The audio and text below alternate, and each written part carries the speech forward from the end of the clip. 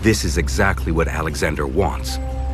Next, he commands his men to initiate step 2 in his well-planned campaign. Their mission: light fires, make noise, draw attention to themselves every single night. What Alexander's doing, again, is he's conditioning Porus's army to the noise along the riverbank. Alexander has now achieved a very important tactical advantage. What is that? The ability to move his army around on his side of the riverbank without provoking a major tactical response on the part of the enemy. In essence, he's lowered the anxiety level, lowered the attention level of Porus and his army. Finally, after 2 months, under cover of darkness, Alexander leads a contingent of troops away from camp. Because of how he's been conditioned, Porus hardly notices. Alexander never intended on waiting to cross the river. Everything he's done up until now is to set up a scenario to cross the river without alerting the Indians, and thereby gain the tactical advantage. It's absolutely brilliant. He already knows exactly where he's going to cross, and he's going to cross that night. What he does, he takes a force of some 10,000 infantry and about 6,000 Greek cavalry and another 1,000 horse archers, light cavalry, and moves it up the bank 17 miles. But Porus will not be the only one surprised by the crossing tonight. For Alexander, the Hydaspes River is about to reveal some surprises of its own.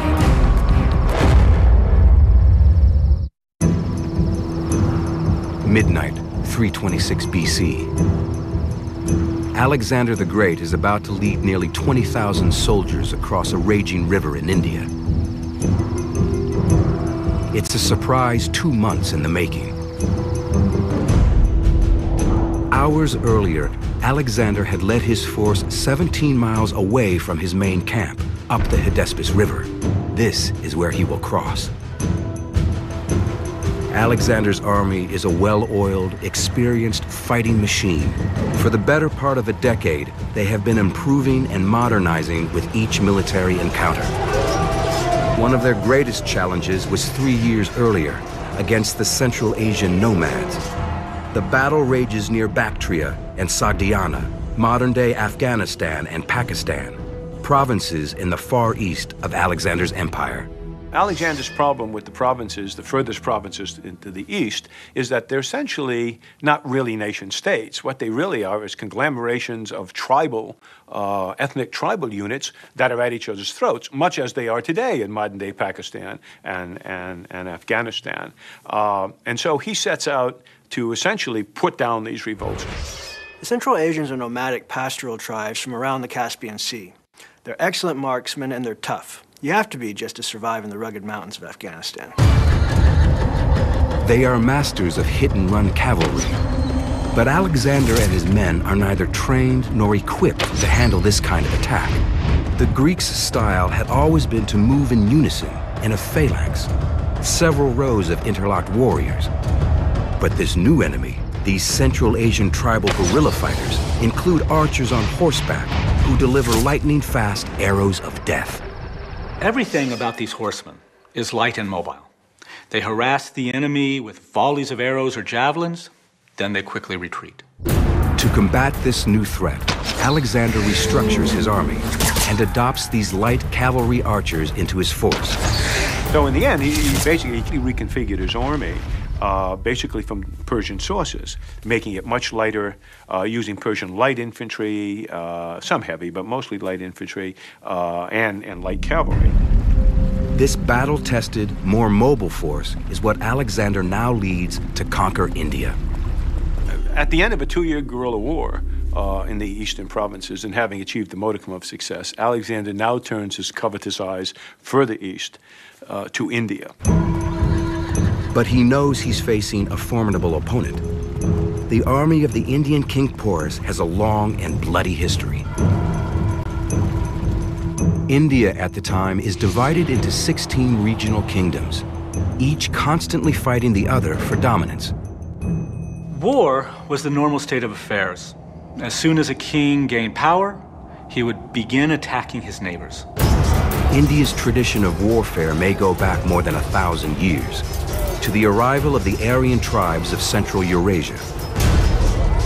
This is one of the great migrations of history. And if you really want to see what these people look like, turn on your television set and look at Afghani tribesmen.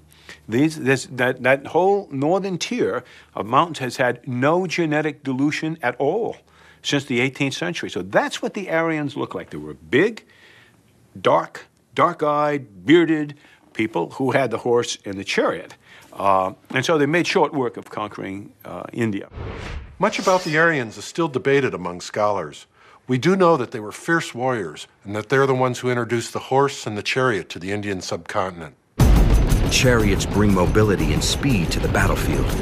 They enable the Aryans to conquer much of the subcontinent. We also know that for about a millennium after the Aryans invade, India is ruled by a warrior class whose tribes are constantly at war with each other.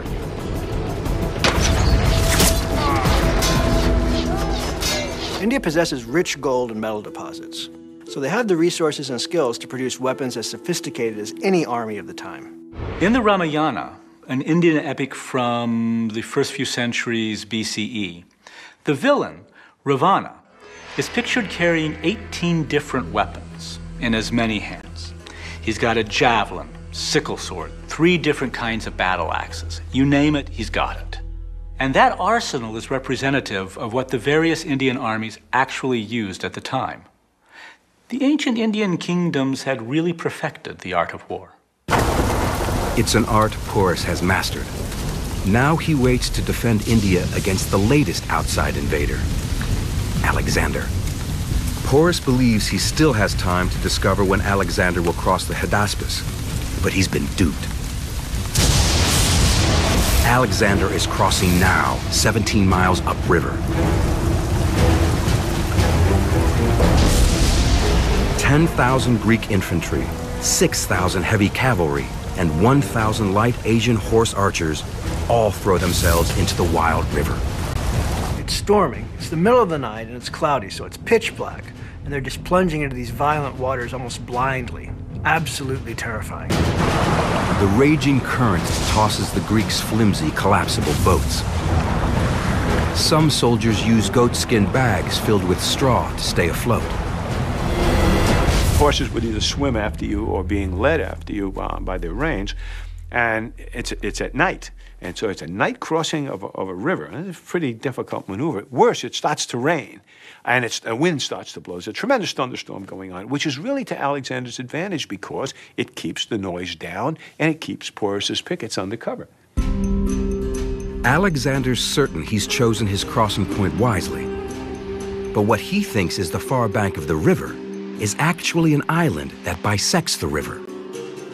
He crosses the river, gains the island, crosses the island in a narrow defile where he can hide his troops from Porus, and discovers to his horror that's not the other bank. It's not the far bank, it's just another island. Hidden behind the first island, they discover another island. The Greeks still have 2 more crossings ahead of them, and time is running out. Alexander has made one of the few tactical errors of his career here. When he scouted the crossing point, he didn't send swimmers all the way across. He just saw an island and the far bank behind it. Turned out that what he saw was not the far bank, but simply another island.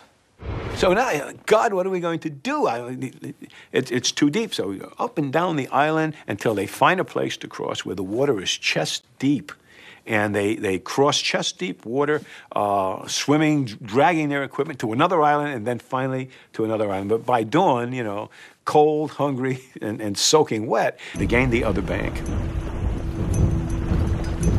within a very short time.